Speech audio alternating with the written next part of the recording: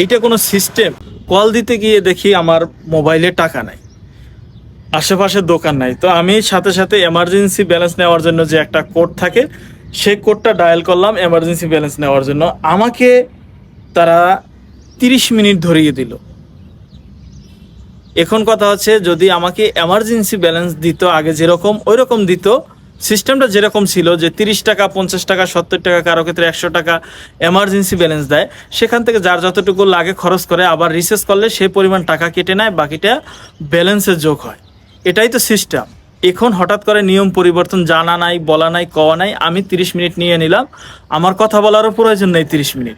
এখন আমি কি করব? আমি 30 মিনিট দেখে অবাক হলাম, তাও আবার 35 টাকায় 30 মিনিট, 48 ঘন্টা মেয়াদ। আমি আর কোনো কথা বললাম না। আমি ভাবলাম যদি এই 35 টাকার রিচার্জ করি তাহলে হয়তো আমার এটা পরিশোধ হয়ে যাবে, তাদের মিনিট তারা নিয়ে যাবে। আমি 40 টাকা রিচার্জ করলাম।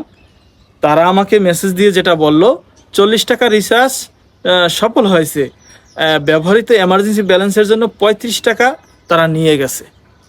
আমি কথা বলি না, আমার 30 মিনিট আমার ব্যালেন্সে আছে, আমি 40 টাকা রিচার্জ করাতে তারা নাকি 35 টাকা নিয়ে গেছে। এটা কোনো কথা হলো? এটা কোনো সিস্টেম হলো? এই যে গ্রামীণ ফোন, বর্তমানে তারা সরকার কর্তৃপক্ষ, প্রধান উপদেষ্টার নাকি কোম্পানি গ্রামীণ ফোন, তাহলে এগুলো কেন করা হচ্ছে? এরকম কি অন্য সিমেরাও করছে কিনা আমি জানি না, তবে এই সিস্টেম পরিবর্তন করা হোক। আমি চাচ্ছি টাকা, আমি চাচ্ছি ধার। আমাকে ধার যদি মনে চায় দেন, না মন চাইলে না দেন। আমি ধার চাবো আর আপনি মিনিট দিয়ে দেবেন, বাধ্যতামূলক ব্যবহার করতে হবে, করলে করেন, না করলে আবার 48 ঘন্টা পরে নিয়ে যাবেন। এটা কি মগের মুল্লুক নাকি? এ বিষয়ে কি দেখার কেউ নাই? আমরা তো কত কিছুই চেয়েছিলাম, পরিবর্তন হবে, সংস্কার হবে, কই কিছুই তো হলো না। যে যার মতো যেভাবে পারছে সেভাবে ব্যবসা করে নিচ্ছে। এইটা কোনো সিস্টেম? আমার কাছে মনে হয় না যে এইটা কোনো সিস্টেম। আপনারা এই বিষয়ে অবশ্যই প্রতিবাদ করবেন, আপনার আওয়াজ তুলবেন, ভিডিওটি শেয়ার করবেন। আপনার সম্ভব হলে আপনি এই ধরনের ভিডিও করবেন। হয়তো আপনার সাথে এখনো হয়নি, আপনি এখনই এমার্জেন্সি ব্যালেন্স নিয়ে দেখেন তো আপনাকে ব্যালেন্স দিচ্ছে কিনা।